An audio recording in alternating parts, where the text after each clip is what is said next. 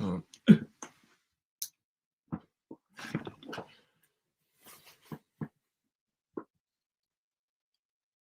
I can't hear you.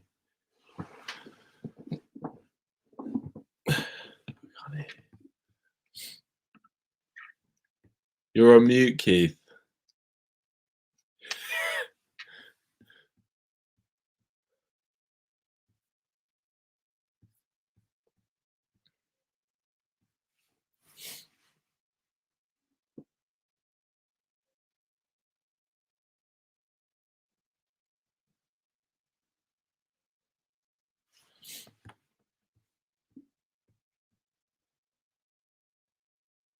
Still can't hear you, Keith.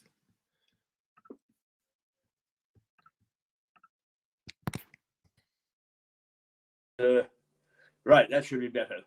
There we go. Right. The technology is all over the place this morning, as it normally is. I think it's something to do with having me in charge. Right, let's just tidy this up a little bit, so that perhaps I can be seen a little. Yes, right, there we go. Well, good morning again, and let's start, because I was just taking a look at the headlines, which keep on disappearing, and it's all about Dominic Cummings saying that the Prime Minister lied. Now, this seems to me to be a man right at the beginning of COVID who wasn't, was telling a few porkies himself.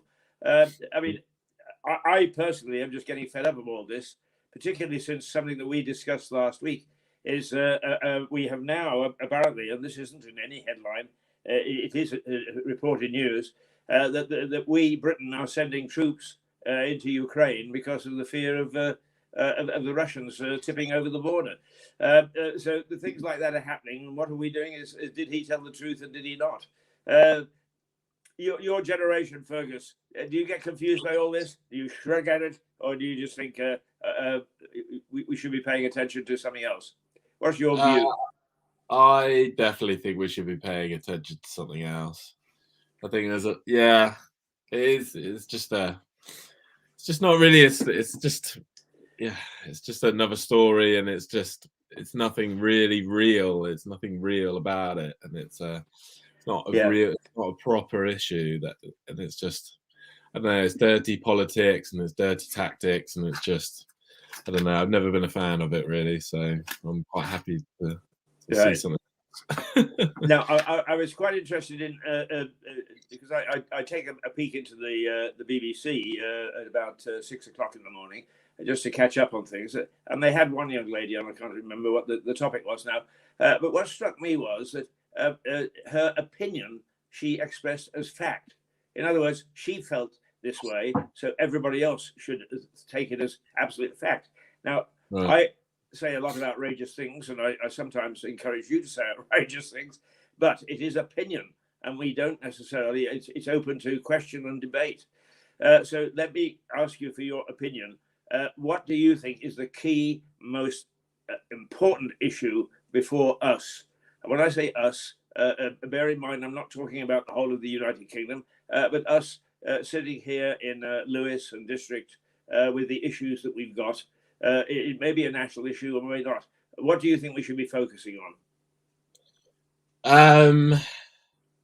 I guess. Well, the world's still not fixed yet. It's still not out. We're not out of. There's still a lot of uncertainty over, well, yeah, what the next few months are going to be like, or how the science of COVID. Well, how understanding this latest strain, or what's the best route out here, which I'm sure they are doing, but it's not providing any. Well, from what you might get glimpses of it, but it's still sort of in the shadows of what. Yeah.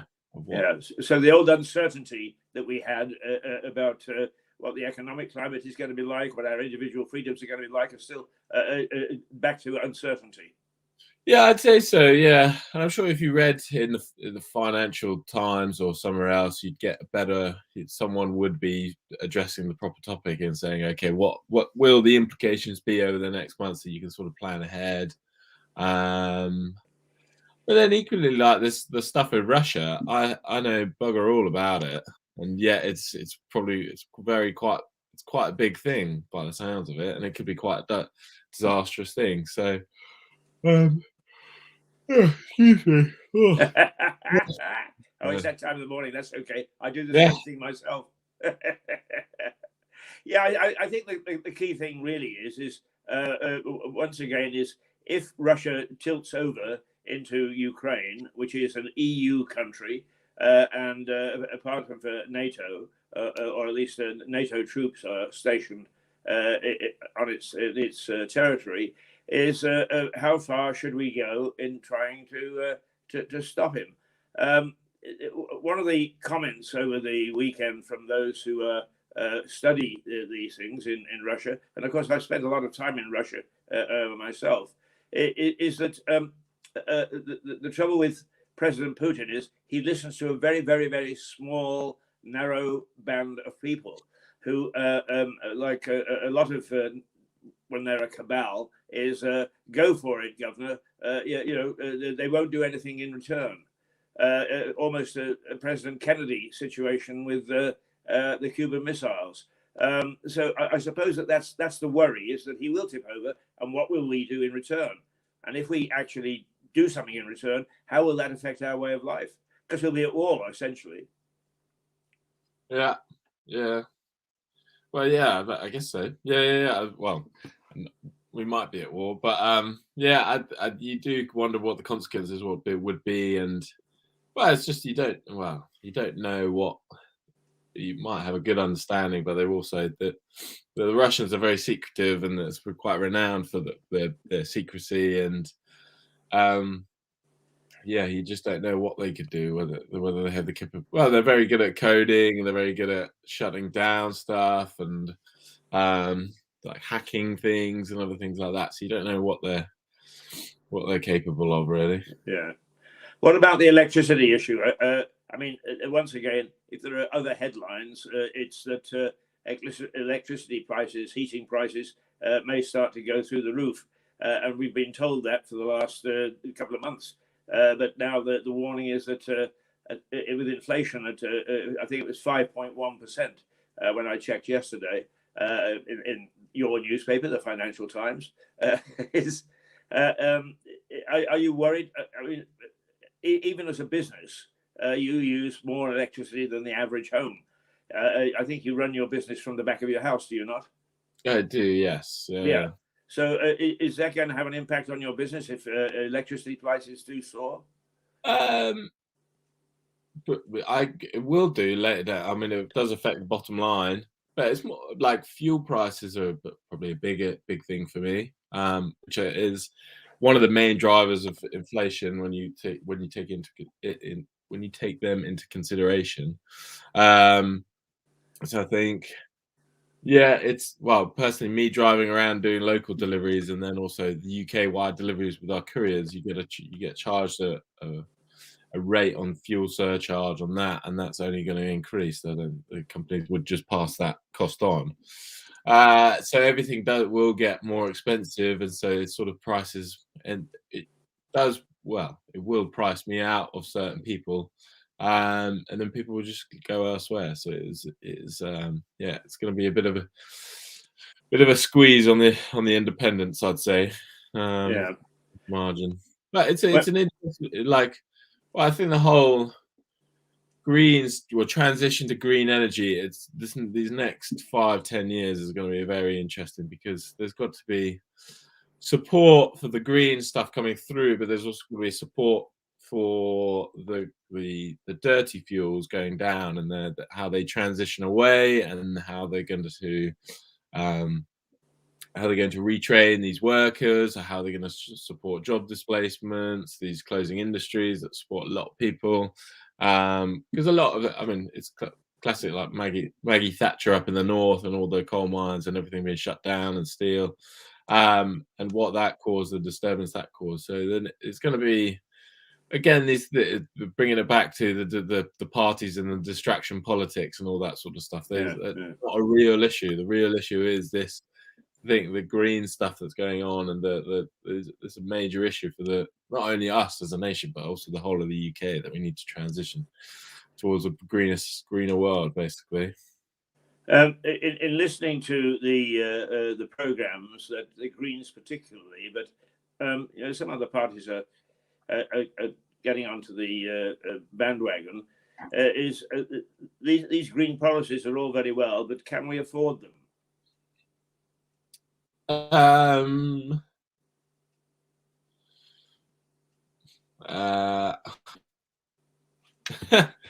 Truth be honest, I don't know. I think as a nation, well, I don't know, if you a moral level or something where you don't consider money, we can afford them. I think certainly. I think well, yeah. I'm not too sure on that one, Nick. Keith, unfortunately. Sorry. Yeah, I mean, I'm not trying to put you on the spot, but what I do find is the way that I would think and the way that you would think would be quite different about issues because of the age gap. I'm 2 years older than you are, so we have different viewpoints. But if you were faced with the question of budget, if you got to pay for the green policies, and actually they are quite expensive. Stuart Dolby has been on several weeks now, pointing out that replacing old heaters in homes and getting the electricity points for cars and that sort of thing. What's been done in this part of the world is very, very limited, and to expand it is going to cost. Now, what would you actually wipe out of the budget at the moment?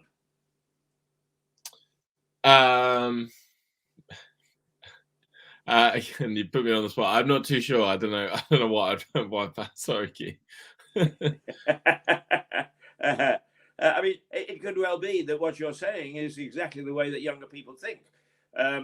Sometimes it is quite easy to wave a magic wand and believe everything that politicians say, and that when they come to do it is, for instance, I might say, well, let's reduce the military budget, which is huge. And then somebody else says, what? Reduce the military budget just as the Russians are threatening to invade Ukraine? It's madness. So it's that sort of balance, I think, that perhaps we all need to start thinking about, because we are coming out of an era, and as you say, it is uncertain and it's still there. We don't know what's going to happen. It's been very, very costly 2 years for this country, and for that matter, almost every other country in the world. Yeah. No, I'm a big Rishi Sunak fan, so I think whatever.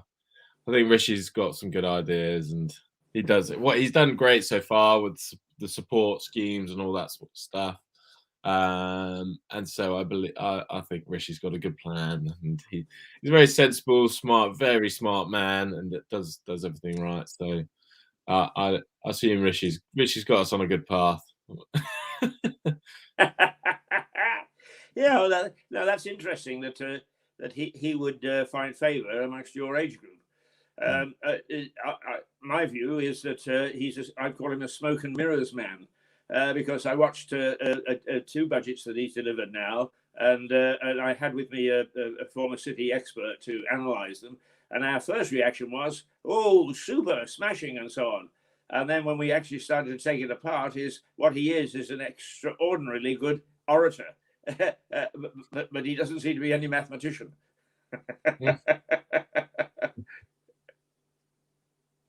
You're not going to buy that argument.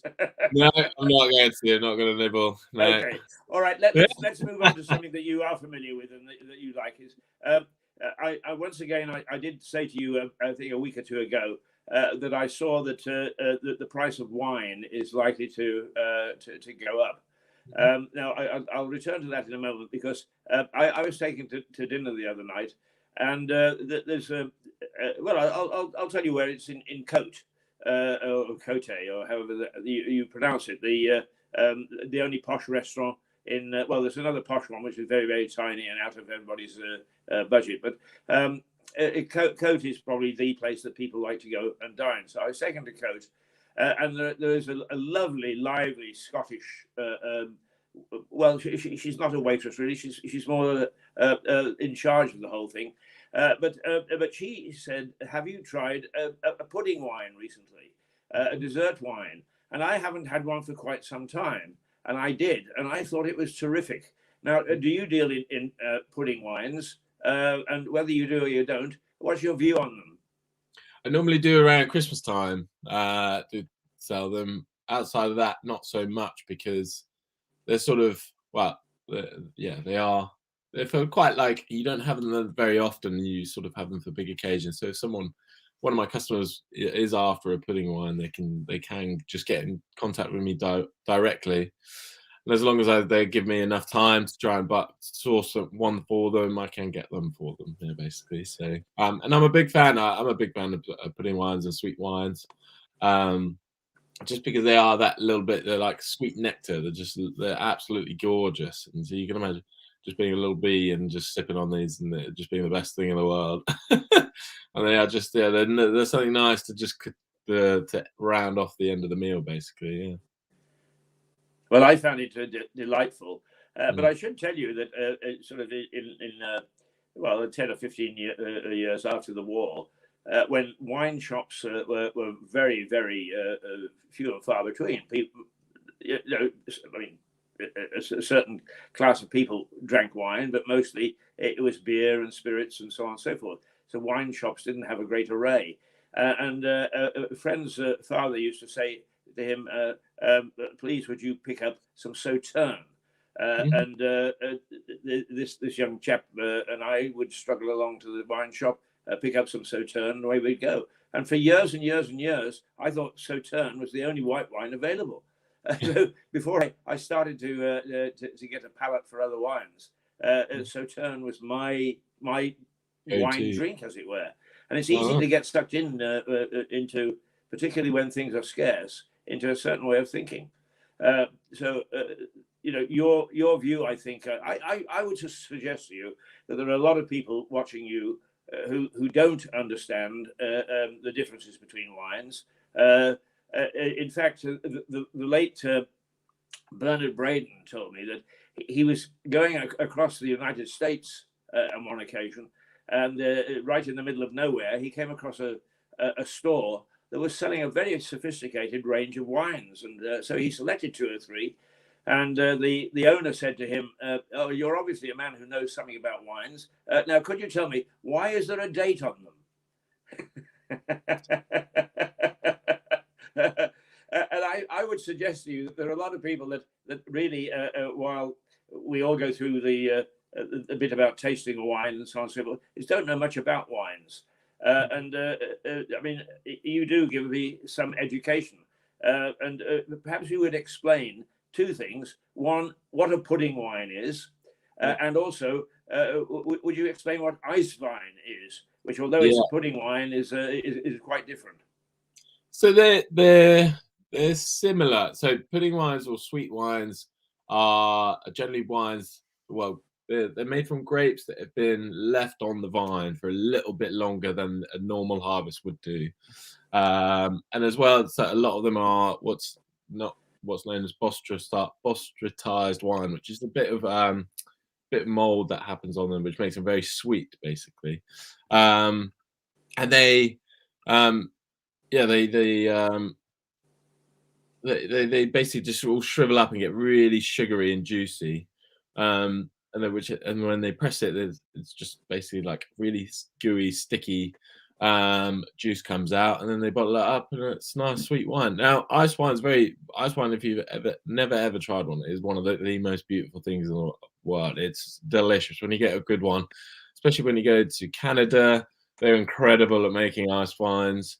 And basically these are again what these are grapes have been left on the vines post when a harvest would be, and they're picked on the first frost, when the first dump of snow first dump of snow has happened, and they're picked there, and then because they've got a hard exterior, they're just all the juices inside of it again very they're very sweet, and then they're pressed again, and then they're just gorgeous as well. So both are excellent, really. Now, as I understand it, ice wine is rather more expensive because there are only very specific times of the year that you can pick the grape.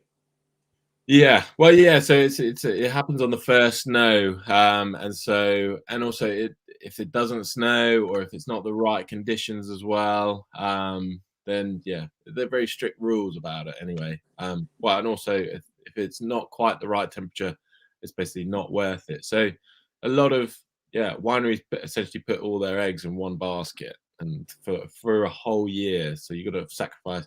You're hoping your whole year's, or pretty much 2 years of income is reliant on there being a snow. And so that's the reason why that a lot of them are expensive, and they're like a lot of independent vineyards around here as well. Sort of, I'll give a shout out to Black Dog Hill over in Ditchling, but they'll only produce on the excellent vintages as well, and all that sort of stuff. So they'll sacrifice all on 1 year, which I think is the date that your friend was referencing, probably the vintage year, is probably the reason why. And there's a good indicator. So the vintage is a good indication, especially you understand whether it's a good year because it's seasonal and it affects the growing of it. It's a bit like if you have a plant, it depends on how, if it's really wet and windy, it may not do so well, but if it's gorgeous and sunny and bright, it could do really well. And so, and years are very different between, and the whole growing period is over a long period of time as well. So the reason why a lot of wineries do put the vintage on there is not only to show if it is a good vintage, if it's a very fine wine, that this one's worth investing in. If you like up into that, or you just fancy drinking it, that's also okay. But also like young wines, like white wine as well. You put most white wines you want to drink quite young, and so you don't really want to be drinking a 2000 white Pinot Grigio, basically, because it's probably not going to taste very nice, because it's just doesn't last that long. It doesn't. It's that's. Now there are years, aren't there, where the conditions are absolutely superb, and they are known as sort of really top vintage years. If I'm going into a wine store, what year should I look for if I'm looking for a really super duper vintage year? Again, it's entirely dependent on the country and where it's coming from, and also the region as well in particular, because even within the country, there's a lot of temperature variation. Off the top of my head, I know that 17 and 18 were good for South Africa, so South African wines. 17 and 18 were good for Burgundy as well. 20, when would it be? Yeah, it would be 2020 would be good for English wines, English sparkling wines, for instance, just because of the extremely hot summer that we went through with very little rain. It's exceptional for growing stuff like champagne and other things like that, because you want a good, especially during the winter. So we're quite optimistic about this winter because it's quite wet, but not too overly wet, which builds up water reserves in the soil. And it's also sort of starting to be a little bit warmer, even though this morning's very frosty. It's already become a little bit warm as well, which could, you never know that. Well, I'm not on the vineyards now, but there could be buds happening already, which probably isn't good. But yeah, I'm optimistic about this year. Yeah. Right. So this year should be a good, quote, vintage year. I mean, it's entirely dependent on how the summer is. So I'm not a weather predictor, neither a forecaster. So. Oh, you should come and look at my trees. It'll tell you what the weather is all about. Incidentally, it's going to be quite cool today. A high of 7, and I think it started off at -2 or -1. And it's going to be cloudy, but we are going to see some sun throughout the day. And there's not much likelihood of rain until later on. So a cool but nice day. And that's been very typical so far. If that keeps up, what sort of a grape are we going to get? Sorry, say that again. If this weather that we've been experiencing lately keeps up, what sort of grape are we likely to get? Again, it's too hard to predict. Sorry, and it's also dependent on the ground as well. There's a whole load of factors, unfortunately, that come into play, Keith. I'm sorry. Yeah. Well, do you hold seminars to take people through this? Because actually, it's quite complex to really choose a really good wine, isn't it? It is. Yeah, it's quite complex. So I mean, I do tastings and give guidance on that. As to how to pick and what you're looking for, essentially. And also, yeah, if you spend 20 minutes, half an hour a day just giving a read of well-known regions, you sort of get a better idea of why they are good, or why they. I'm sorry. I was trying to get something ready there, and I blocked you out. So can you just finish off that sentence? Yeah, of course. Yeah, well, so if you spend 20, 30 minutes a day, or even 10 minutes a day, just sort of having a read of why the certain regions are good and what makes them good, you can sort of understand, and the history behind them as well. A lot of them back themselves on the history and of their winemaking, and so it takes. Yeah, and whether they do demand the price tag is up to, well, that's economics at the end of the day.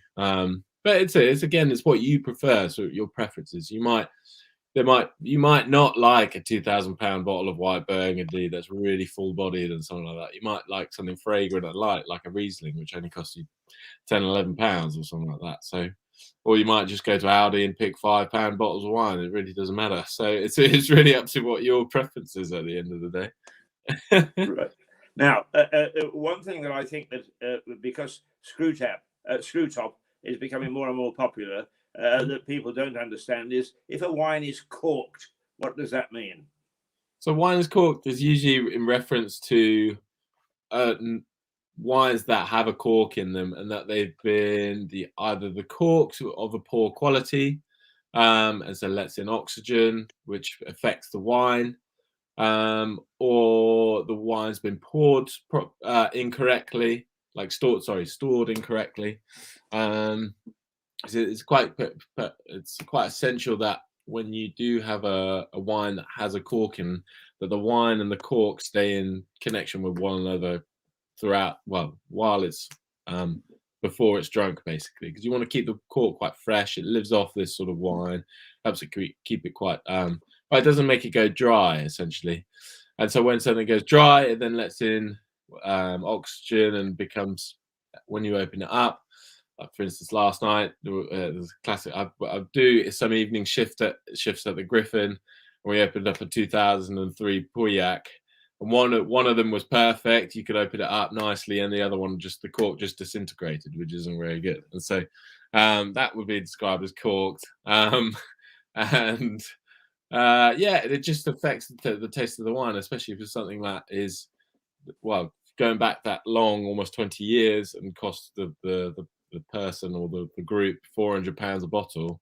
It can be quite expensive. So, so Yeah. But if a bottle is screw capped, then you stand a very good chance of the wine inside being intact.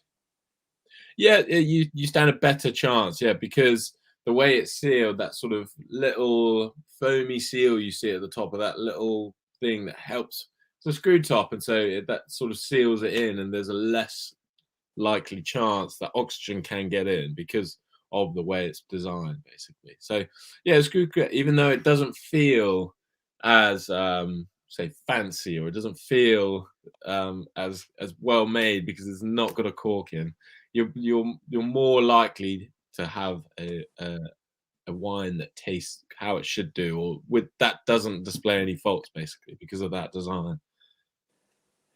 Right, we've been talking now for 32 minutes. Let's just take a break, both for the viewer and ourselves.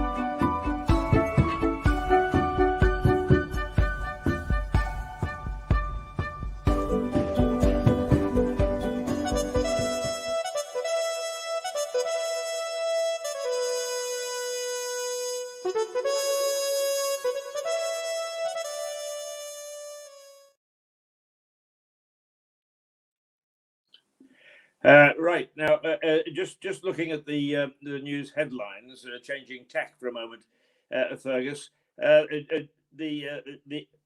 see, it's the Metro, the London paper, is asking on or saying on its front page, "I'll swear the PM lied to the House," and that is an issue of Dominic Cumming saying that Boris Johnson lied to the House of Commons. Now, the question that was asked by an interviewer this morning on the main channels was, if you lie to the House, should the minister resign? And indeed, the rules say that he probably should. But it's interesting that the things that would impact on me as opposed to impact on you. Does the name John Profumo mean anything to you? No. Right. Now, in the 1970s, and there was a documentary or a docudrama made about it not too long ago, the defense minister was John Profumo. And he was having an affair with two, to put it bluntly, expensive hookers, Mandy Rice Davis and the other lady's name will come back to me because I knew it a moment ago.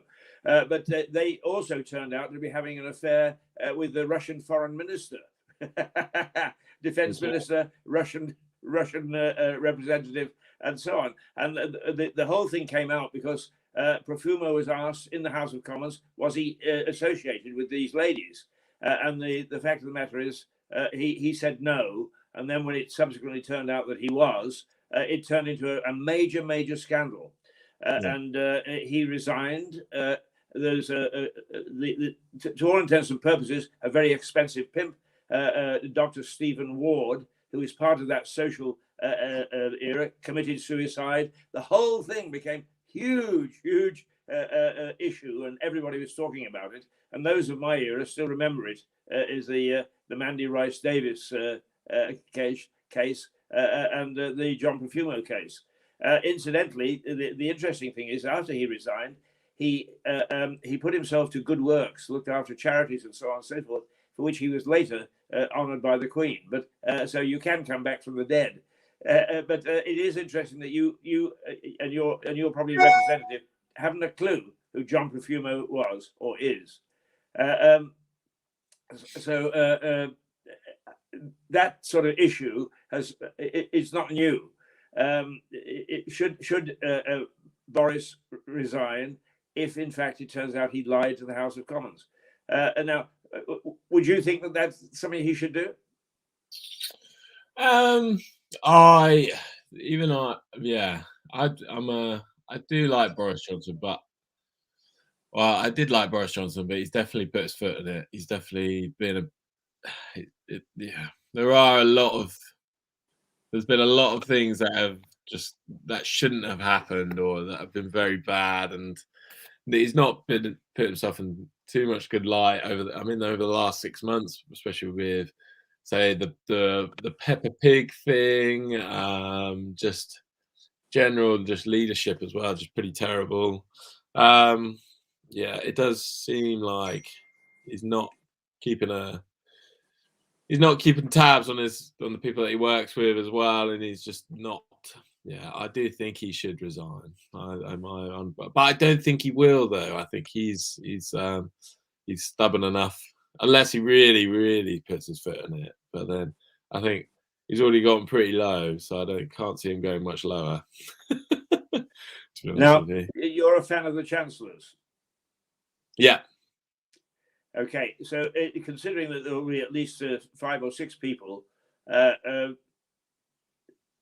lined up to try and take over, is Rishi somebody that you would actually favour winning the contest? I would, but I think it's I'd say it's a little bit maybe too early in his career to then go in to do it. I think he is very young, and I think we do need someone young. I was just going to Google how old he is, but I think he probably needs to do maybe one more. So he's 41, which is very, very young. So maybe I'd say one more round, or maybe one more round of Prime Minister, and then maybe go for it. You never know. Maybe like a bit like Michael Gove, like moving over to going into a new division, or going into Foreign Secretary or something like that could be interesting. We'll just have a go. We'll see. I spoke to somebody who is politically pretty sophisticated, let's put it that way, and talking about this, as one always does, particularly with people who are interested in politics. And the reply was that it'll be a turbulent period if Boris goes, and that it would be better to have somebody, a steady hand like Jeremy Hunt, in charge. Now, how does somebody of your age, because you just talked about age, how does that strike you?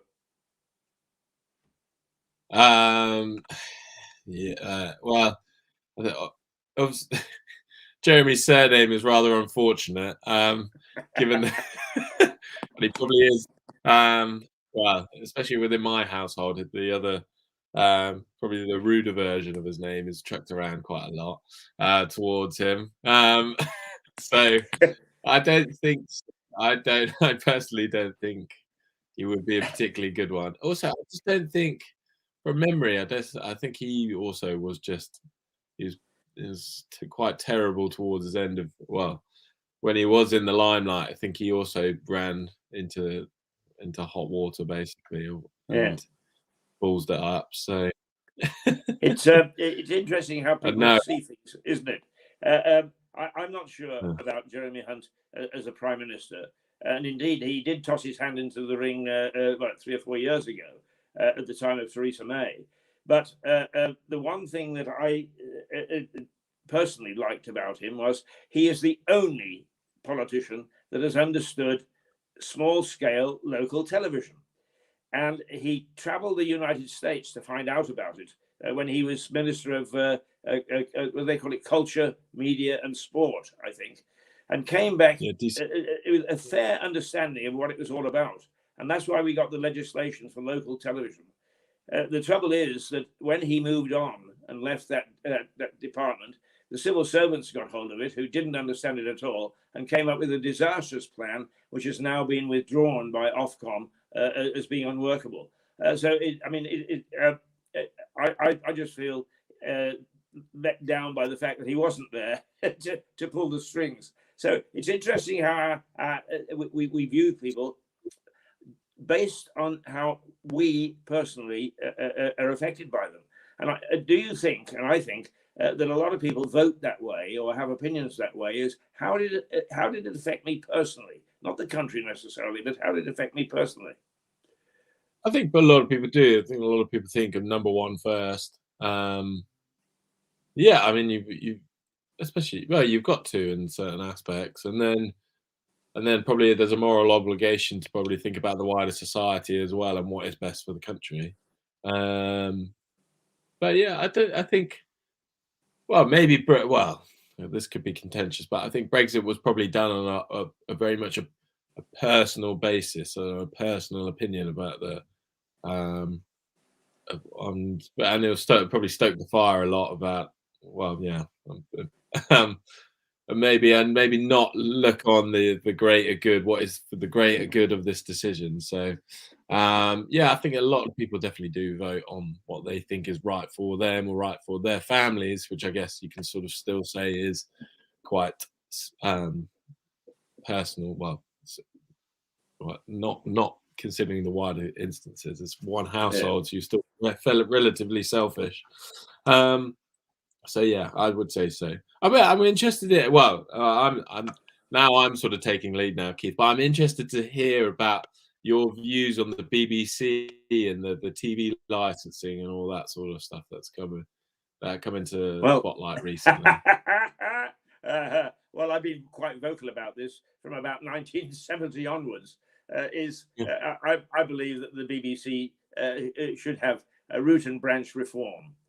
There were two not surveys, but reviews of the BBC, and in the first one, they were told that they must realise that they were a broadcaster and not a property company, because they held so many properties that they had more people handling their property portfolio than they did broadcasting. So actually, they did eventually divest themselves of some properties, and then the next review said you really should be a broadcaster and not a musical agent, because it turned out that they had 15 or 20 orchestras that they actually ran or owned, and that they were told to divest of themselves.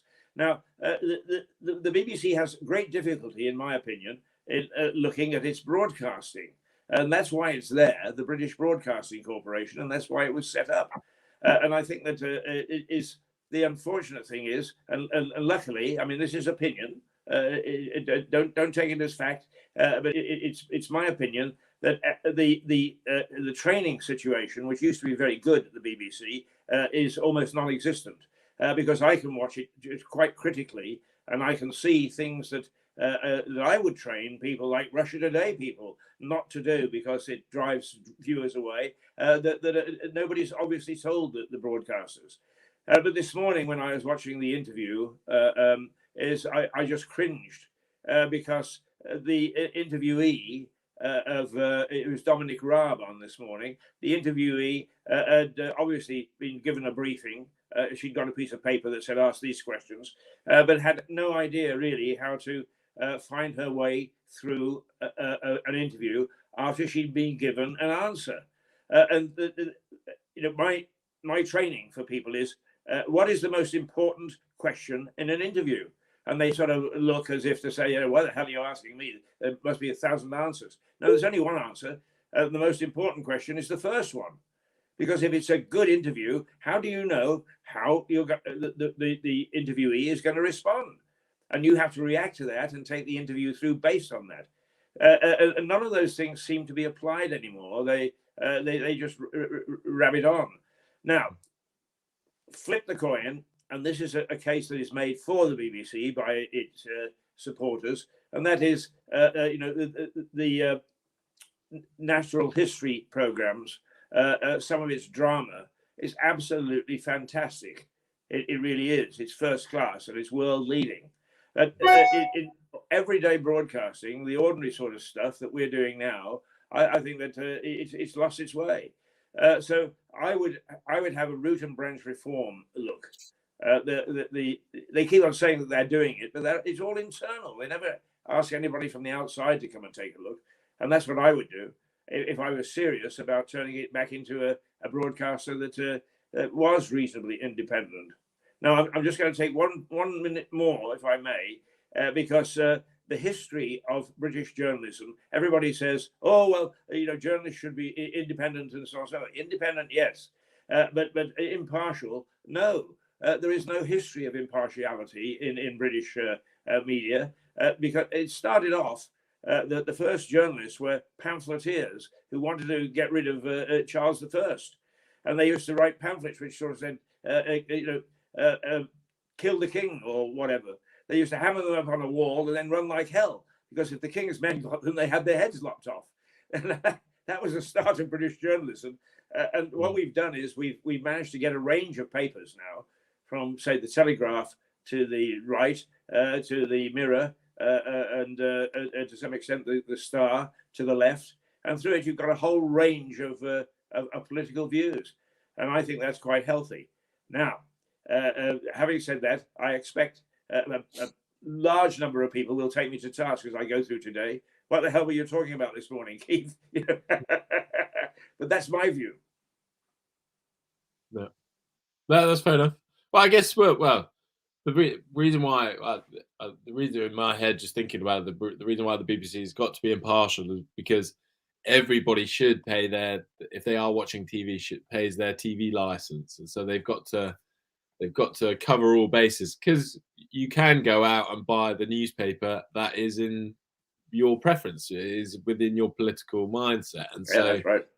I mean, obviously it doesn't help themselves, and getting you can get this, but you can also get this, and you can also get this one, and you can also get this, and it's sort of, you're a bit like, just tell it straight, and sometimes that does get frustrating, and that's why. But I mean, in terms of impartiality, I mean, I would agree with its critics is that the BBC has ceased to be impartial, because it's got its own view of what we're all about.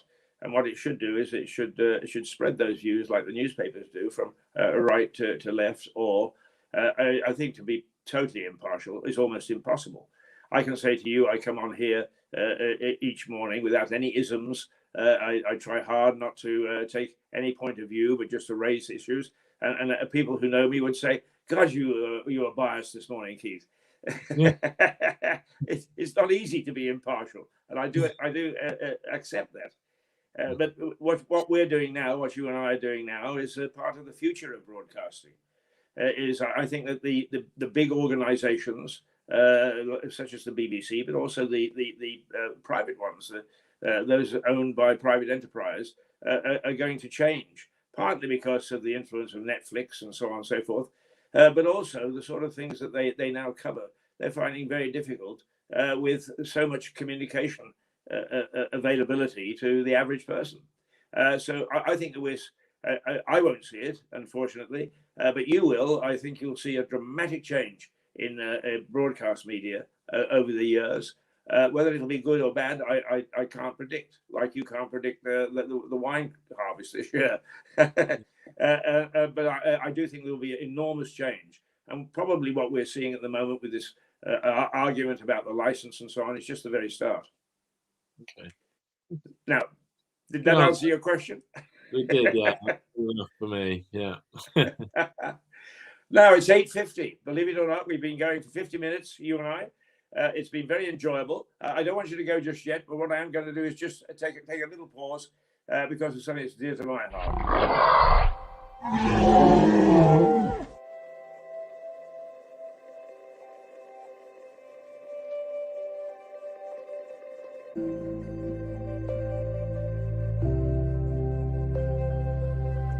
Now, I've unmuted my mic because this needs a little explanation. It is the day of the Triffids. The Triffids were a plant organism that took over the world in 1950 through a top-class sci-fi writer, John Wyndham. They took over mankind, and it was some years before we actually got it back. And I say the reason that they were able to do that is a starburst made man blind. I say that the computers are now making man blind, and that the Triffids, which never did really go away, are lurking in the hedgerows, ready to pounce and to take over, because we've become so reliant upon computers, we've blinded ourselves to how we should be handling our daily lives. That's a program that I'm going to be doing on a weekly basis with examples of how computers are out of control. So there.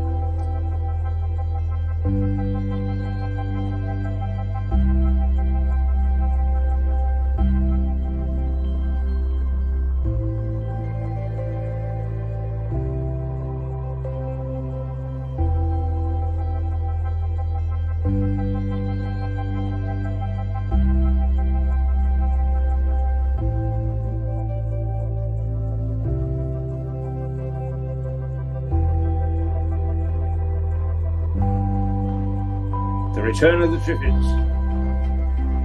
The Triffid Chronicles. Watch out for them.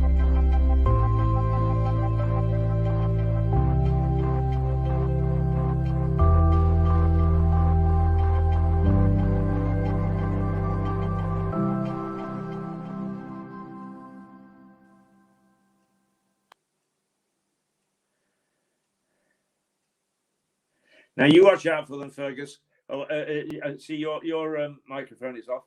Mine is okay, I think. Yeah, you watch out for them, Fergus, because the Triffids they may look beautiful, but they are vicious. Believe me, they are vicious, and they didn't care what they did to humanity. They would wipe us out if they could, and they'll try and do it again. Oh, you disappeared. Well, I hope that you're still there, or you come back. There you go. Yeah.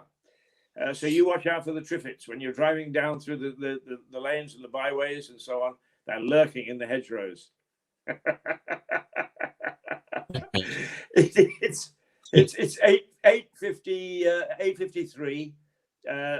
We just got a few minutes left, and I always give you the opportunity when you're with me, and I'm very grateful for you getting up early because you're a young man, and I think probably 1 o'clock or 2 o'clock in the morning is no stranger to you. But I always give you the opportunity to sort of talk about anything that you would want for a minute or two. So is there anything preying on your mind, or anything that you've highlighted, or even something funny that you've noticed in the papers or on the news and said, ha, ha, ha? I'd love to tell somebody about that. I guess the Djokovic thing's quite funny over the weekend. Djokovic being... well, it's good. There's been a good ending to it anyway. I think that he has moved on. Well, he is not allowed to play the Australian Open, basically, which is a good thing. I think it sets a precedent as well in Australia. But yeah, it could have just been handled a lot better. Or seems like a bit of a farcical, the whole thing. But that's a good thing, I'd say. Other than that, not too much. So yeah, the BBC thing was burning on my mind this morning, so I'm glad I got that out of the way. Yeah, and then yeah. Well, one of the things that the BBC hasn't been able to, or has decided not to do, is to bid on a lot of sports. And at one time, we knew that we could tune into the BBC and watch the Ashes, or we could watch the cricket in the summer here, which has now become part of the private remit. But we've taken a tanking on the cricket front, and some of our wonders on the tennis court that we thought were going to burst through into international fame seem to be fading a little bit. What's your view on the sort of summer sports, and particularly those that are taking place down under at the moment? Yeah, I did watch the final innings of England on Sunday with and there was a bit of a we were outplayed, outskilled, and out cricketed. I guess at the end of the day, it wasn't a great was a great day. But yeah, I think. Well, yeah, we're very good at other forms of cricket. I'm more of a neutral when it comes to cricket. I used to play it, do still like it. I'm not great at it, but I don't really mind who wins at the end of the day. Obviously, it's very nice when England win, but like for instance, we're T20 World Cup champions. We're one day specialists as well. I just don't think Test cricket's quite our thing at the moment. So it would be nice to be the best at all three, but I think yeah, maybe you just have to give up one and work on it for the meantime. And we do need to build. Yeah, I mean, there were like, for instance, I mean, people run into form as well as a sportsman. You run into a good spells of form, and I just think a lot of people were not in a good, well, maybe not in a good mindset, probably very tired. The cricket season has been going on and on and on because of COVID. It's had to condense everything. So they've basically been playing all the time, with very little break. And so, whereas you look at football and rugby, you get a good period off after every single season. The cricket players, I know it's not the most, doesn't appear to be the most strenuous sport in the world, standing around and walking all the time, but doing it for for a long 8-10 hours a day is probably quite tiring. And so yeah, it's I think it's stuff to work on. And even if we did get our pants pulled down over in Australia, I think we still was yeah, we're still all right, to be fair. I just think it's one of those where it starts off bad and then it just doesn't really recoup itself really. So yeah. And to be fair, And give what credit about to. tennis? Have we got bright young things that could make it to the top? I think we do, yeah. From memory, what's this? Cam Norrie, isn't it? It's Cameron Norrie is the guy that's meant to be England's hopeful, who's an American or a South African anyway, but he's playing for England. And yeah, so yeah, he's our hopeful. I say he's our latest hope. So I think he's projected to do quite well at the Aussie Open as well. So yeah, you never know. And obviously Emma Raducanu as well. Britain's best bright and shining star at the moment of British sport. So yeah, hopefully her fortune will change as well. So Okay, now people can't tell from looking at you, but Fergus is about 7 feet 6 inches tall. He's a tall boy and was a very good rugby player. I shouldn't say is a very good rugby player. What are your predictions for the Six Nations, which is start in about 2 or 3 weeks' time?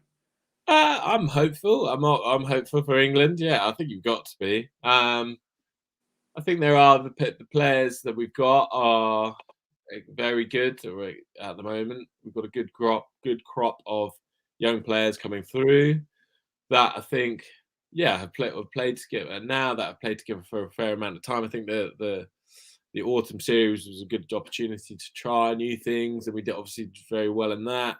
So it bodes well. Got a very excellent fly half with Marcus Smith, which always helps the game. Well, your game plan move forward anyway. And there's also a good mix, some old heads in there as well, which help calm everything down, and probably good from a closing the game standpoint as well. And so yeah, I'm optimistic. I'd say yeah, we'll do well. Thank you very much for joining us this morning. Believe it or not, it is now 8:59. So have a good day. We look forward to seeing you next week, if not before. And let's hope the prediction you won't make is that we have a bumper wine season. Yeah. Thank you, Keith. Cheers, toodles.